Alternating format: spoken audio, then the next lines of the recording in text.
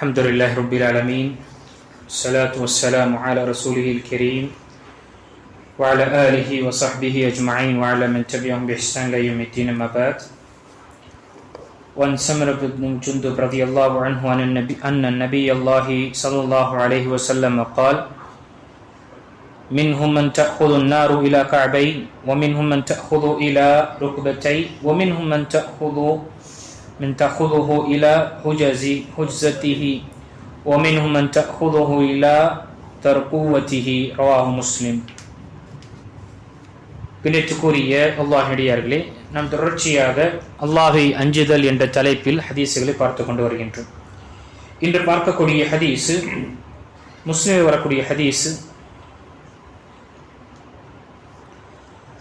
நரகவாசிகளான சம்ரா பின் Jundub ரலியல்லாஹு அவர்கள் அறிவிக்கின்றார்கள், நரகவாசிகளான அவர்களில் சிலரை அவர்களின் கரண்டை வரை நரகம் பிடித்து கொள்ளும், மேலும் சிலரின் 2 முட்டுக்கால்கள் வரை பிடித்து கொள்ளும், அவர்களில் சிலரின் இடுப்பு வரை பிடித்து கொள்ளும், அவர்களில் சிலரின் தொண்டைக்குழி வரை பிடித்து கொள்ளும் என்று நபி ஸல்லல்லாஹு அலைஹி வஸல்லம் கூறினார்கள்.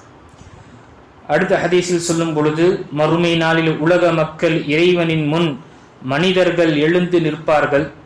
அப்போது அவர்களில் சிலர் பயம் காரணமாக தங்களின் பாதி காதுகள் வரை வேர்வையால் முழுகி நிற்பார்கள் என்று நபி ஸல்லல்லாஹு அலைஹி வஸல்லம் கூறினார்.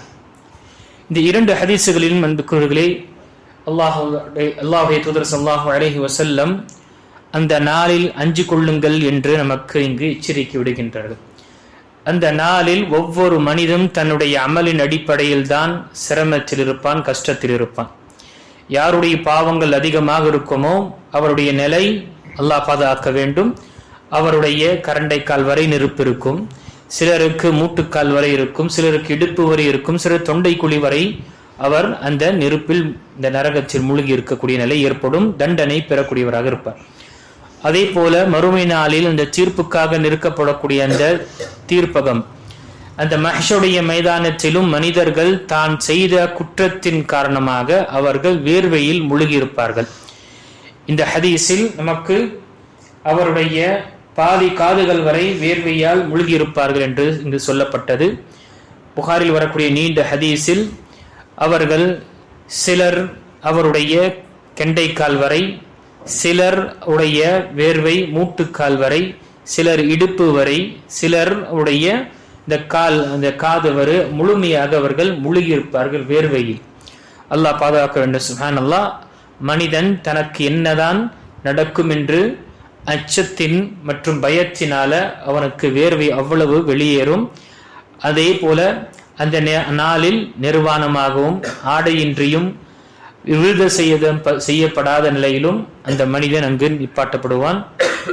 அல்லாஹு தஆலாவுடைய தீர்ப்புக்காக நீண்ட காலம் காத்து கொண்டிருப்பார்கள். அந்த நீண்ட கால அவல நிலையை அவர்களால் தாங்க முடியாதனால நபிமாரிடம் செல்வார்கள். முதல் ஆதம் அலைஹிஸ்ஸலாமிடம் சென்று, ஆதமே, நீங்க முதல் மனிதராக இருக்கின்றீர்கள், அல்லாஹ் உங்களை பிரத்யேகமாக அவருடைய கரத்தால் படைத்தான், பிறகு உங்களை சொர்க்கத்தில் புகச் செய்தான், எங்களுடைய அவலநிலையை நீங்கள் பார்க்கவில்லையா? எங்களுக்காக பரிந்துரை செய்ய மாட்டீர்களா? அல்லாஹு தஆலா வந்து தீர்ப்பளிக்குமாறு நீங்கள் பரிந்துரை செய்யுங்கள், நம்மால் தாங்க முடியவில்லை என்று அவர்கள் கூறுவார்கள்.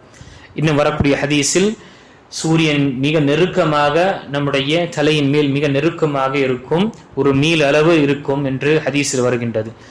இப்படிப்பட்ட நிலையில் அவர்கள் ஒவ்வொருவரும் தன்னுடைய அமல், தான் செய்த குற்றத்தின் அடிப்படையில் அவர்கள் அந்த வேர்வையிலும் அதே போல இந்த ஹதீஸில் நெருப்பிலும் அவர்கள் மூழ்கிய நிலையில் இருப்பார்கள்.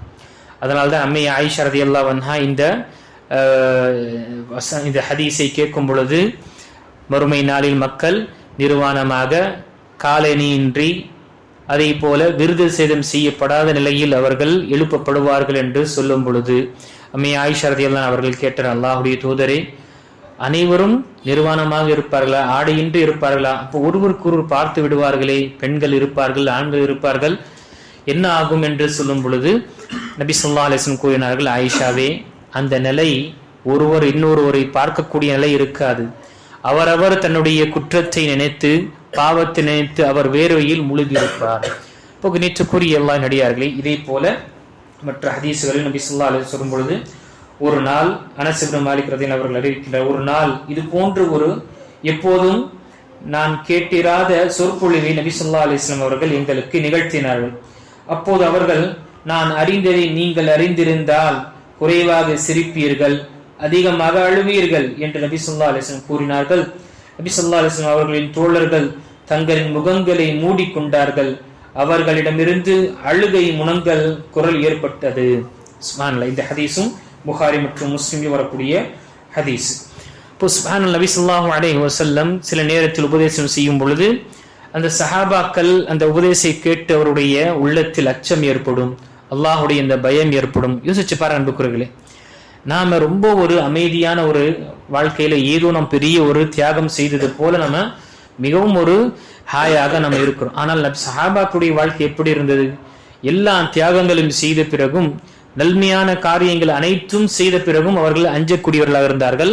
அல்லாஹ் நம்முடைய அமல்களை ஏற்றுக்கொள்வானா இல்லையோ, அல்லது நரகத்தில் என்னை தண்டித்து விடுவானா என்ற அச்சம் எப்பொழுதுமே இருந்து கொண்டது. அந்த அச்சம்தான் சுப்ஹானல்லாஹ் அல்லாஹுடைய பொருத்தத்தை பெறக்கூடியவர்களுக்கு பொருத்தத்தை பெறுவதற்காக அது ஒரு அவர்களுக்கு உறுதுணையாக இருந்தது.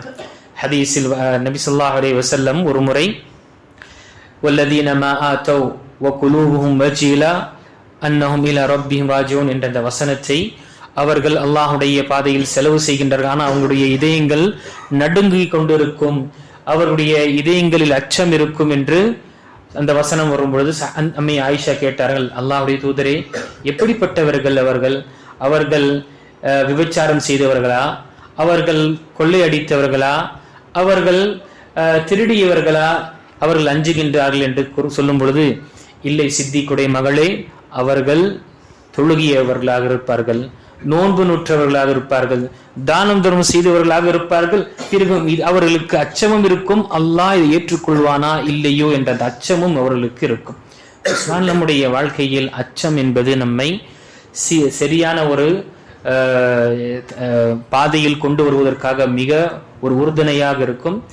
நாம இஸ்லாத்தை தழுவிவிட்டோம் என்பதற்காக எந்த ஒரு கவலை இல்லாமல் இதே நிலையில் நான் மரணித்து விடுவேன் என்று நாம நம்பிக்கை இருப்பது என்பது அது அல்லாஹ் அக்பர், அது ஒரு நமக்கு ஒரு ஏமாற்றம் தான்.